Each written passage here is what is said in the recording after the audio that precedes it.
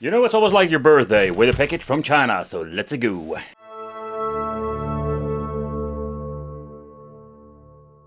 But this is an all-in-one package, and I mean it comes even with a multi-game card and also combined with wireless controllers, and we can use original controllers, so this thing has a lot of features that are quite interesting. But for the people who are wondering, yep, you can also use the AV out functionality. So if you want to go on an old school retro television, you can do that on a CRT because we still have AV out. So I'm quite curious how the quality will be, and also will this thing has actually good gameplay. Because it's not emulation, but does it mimic the original system like back in the days? That is also something I'm curious about. But what are we going to get in the inside? First of all, we're going to get the two controllers. And I had not a brain fart because we're actually going to get another controller. We're going to get 3 of them, 1 with a wire and 2 are going to be wireless. And these controllers are looking quite nice. They feel quite comfortable, and how can I say that it doesn't have like the same quality like an original, especially with the shoulder buttons. You can feel and hear this clicky sound that is not like the original. The D-pad feels okay. But later on I will tell you how my experience was. It will work on 2 AAA batteries. It's going to be part of it, going to be old school. You're going to get the super retro game. It's a unique and multi-game card. So far I know only works on this particular system.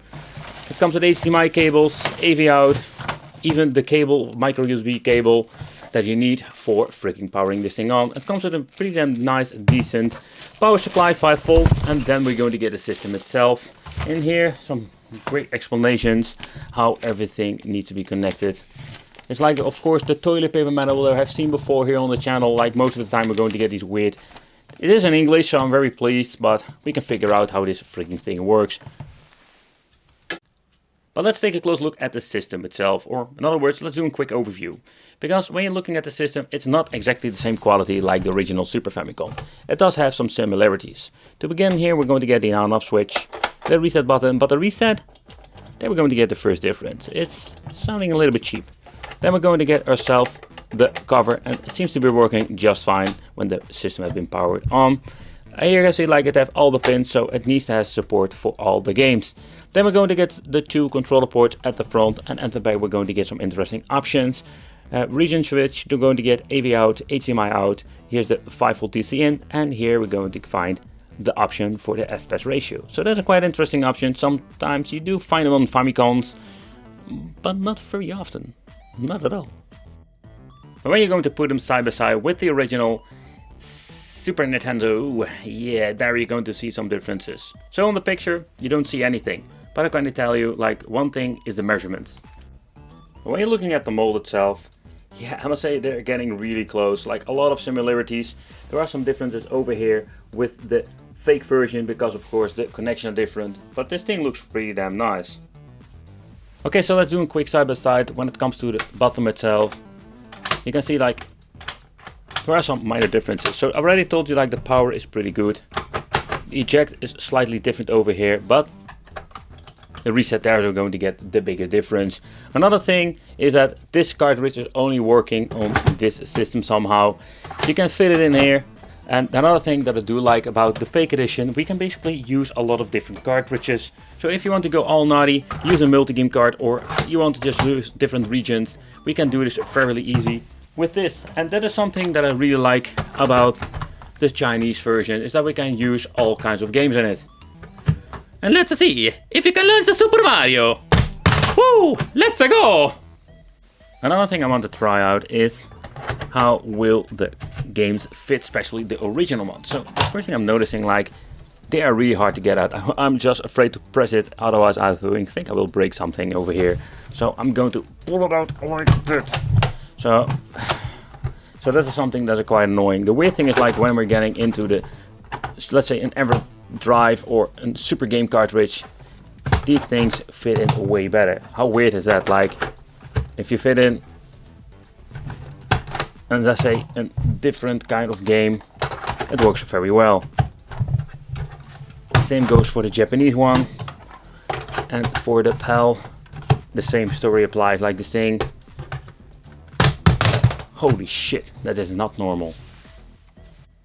Okay, so let's try some games. I just want to do a quick testing with all the PAL Japanese, American games, multi-game cards, flash cards. Will this thing accept everything and how good will it be? Alright, so the first game that we're going to try is an Impal game, just to see if this thing will work. And I didn't switch out the switch at the back. I don't know what will happen with that. It seems to be booting up. Okay, so let's mess around with it, just see what happens. So the only thing that happens, that is going to be messed up. That's it. Okay. Okay, so let's try another game. Let's try the Japanese Super Mario Kart just to see what happens now. Let's see if the thing boots up. Let's lower the volume because it was quite loud. Or just mute it. That is also possible, of course. It always has a couple of seconds that it needs to boot up. So it's quite interesting. So it seems to be Super Mario Kart, the Japanese version. So we tried Impal and then Japanese edition. Okay, so let's see if we're going to try out a Super Famicom game with, or Impal version with the Super chip inside. The FX chip, I just call it the Super chip. And let's see if this thing is compatible. Later on we'll do some capturing just to see how it will work out compared with the original one. Ooh, that doesn't look very well. Okay, so next up I just wanted to try Starming again and I managed to figure out what it was. So the switch on the back for the region, that gives some issues. So for example, now everything works fine. And that is like the thing that I wanted to figure out. Like what is the problem with this? Like I'm going to boot it up in the different region called the NTSC. And when you're booting it up, you can see it's going to be completely messed up. So the region switch seems to be working just fine, but that is something you need to take consideration. It doesn't do it automatically, and you just need to do it yourself.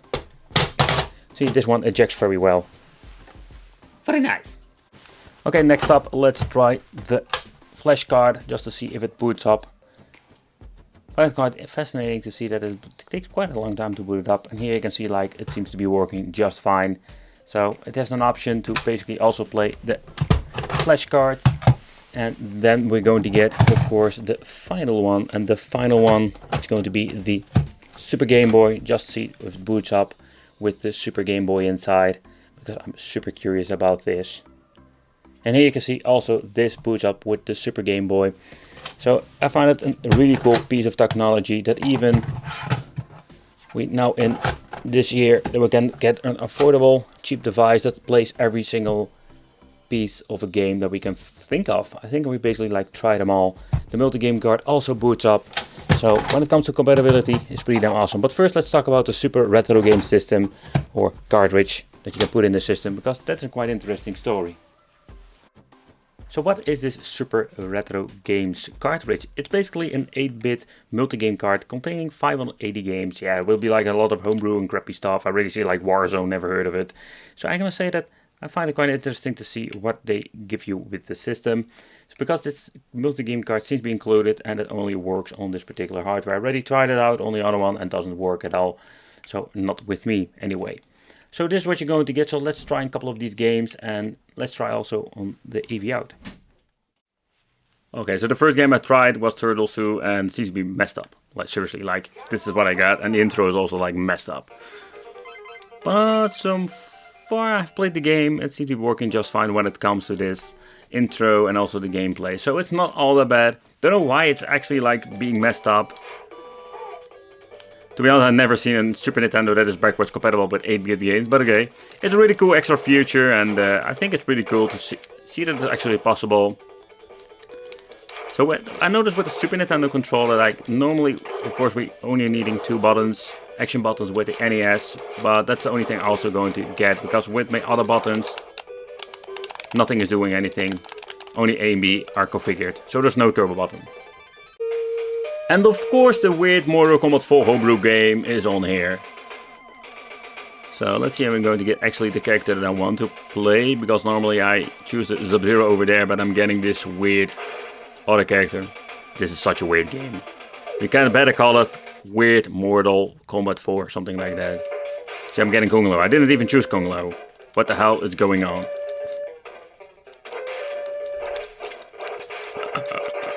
But so far I can see there are no glitches going on, so maybe it's a couple of particular games that will have issues. But okay, so the super retro games. If you want to see more of this cartridge, I can make a separate video about it. Let me know in the comments. But for now, I just want to leave it with this. Otherwise, this video would be like 50 minutes long.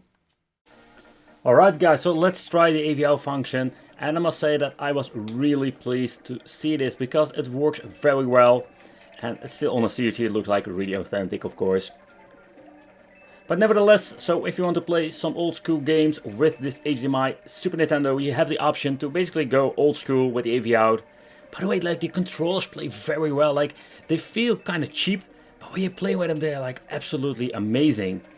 But why do I think of this device? So when you're looking at all the devices I've reviewed here on the channel, there was a lot of crap stuff from AliExpress, but this thing doesn't come in the top 10 crappy list. No, not at all, because this thing is quite interesting. And when you're looking at the wireless controls to begin with, I am very pleased with it. They play amazing. They don't feel like the original controllers from back in the day, but still they are getting close, and I can really enjoy some Super Nintendo time with this device. Also, when it comes to, let's say, the compatibility with all the games you can play with this thing, it's really amazing. Yeah, the cartridge slot, that is something like of a common problem with these things. I have this issue a lot with Super Nintendo or Mega Drive version from China.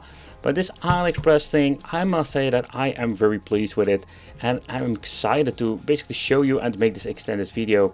If you have any questions, you can always leave it in the comments. I want to thank you for watching. If you want to see more retro and awesome stuff, consider subscribing, hit that little bell, become one of the Wicked family, and I will see you in the next video.